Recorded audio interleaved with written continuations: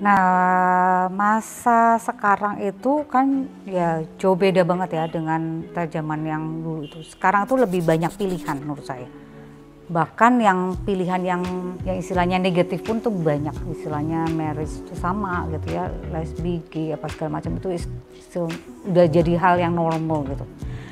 Dan untuk menjomblo itu mungkin sekarang di pasangan muda jauh lebih terbuka dibandingkan generasi mungkin orang tua kita zaman dulu gitu ya.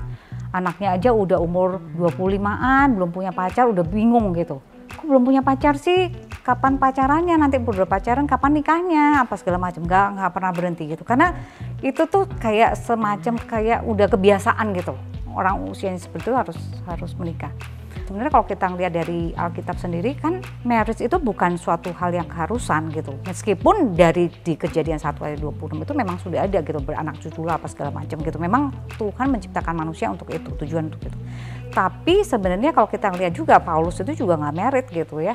Tapi memang orang yang nggak married itu memang punya karunia khusus. Sehingga dia juga di dalam ketidakmeritannya dia memang punya panggilan khusus. Dia bisa lebih fokus terhadap pekerjaan Tuhan misalnya kayak gitu. Dan dia juga pasti bisa mengendalikan secara kebutuhan fisikalnya dia gitu loh. Karena di dalam tubuh manusia ini kan kita memang punya kebutuhan-kebutuhan yang harus dipenuhi. Dan tanpa adanya karunia itu pun itu pasti kita juga susah untuk mengendalikan gitu tanpa ada panggilan yang kuat. Jadi sebenarnya untuk jomblo itu pun itu bukan suatu hal yang salah sebenarnya, bukan suatu hal yang jelek juga gitu.